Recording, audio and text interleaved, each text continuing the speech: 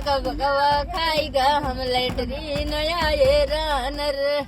अपने बच्चे के लिए रोते बिलखते इस माँ को देखकर आपका भी दिल पसीज जाएगा, लेकिन जब मामले की पूरी कहानी आपको पता चलेगी तो आप भी दांतों तले उंगली उठा लेंगे। दरअसल पूरा मामला यूपी के सीतापुर का है, जहां गुरुवार को एक महिला ने रोते बिलखते बताया कि मेरी बेटी को मेरी आंखों के सामने से बाघ उठाकर ले गया है।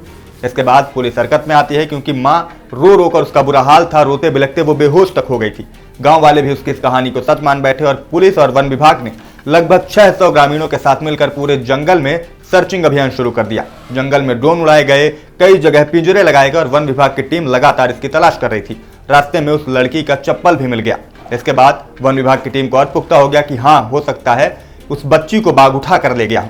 10 घंटों तक सर्चिंग के बाद जब पुलिस के हाथ कुछ नहीं लगा तो पुलिस को अब उसी माँ और उसकी बहन पर शक होने लगा कि इन्होंने कुछ ना कुछ तो जरूर छुपाया है।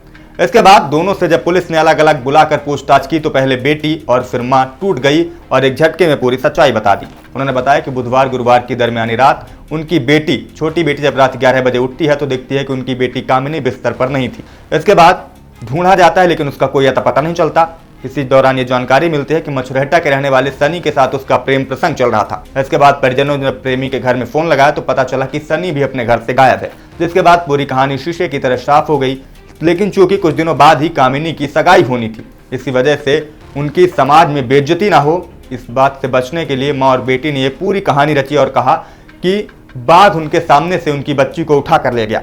उनकी बात पर लोगों को भरोसा हो जाए इसलिए उस बेटी का चप्पल उन्होंने रास्ते में फेंक दिया और फिर दहाड़ दहाड़ कर चीखें मारकर रोने लगी और रोते हुए बेहोश तक हो गई। लेकिन अब पुलिस जांच में पूरा मामला खुल गया है और सनी के खिलाफ परिजनों की तहरीर पर मामला भी दर्ज कर युवती की तलाश की जा रही है। फिलहाल इस पूरे मामले पर आप क्या कहेंगे, कमेंट करके हमें जरूर बताएं।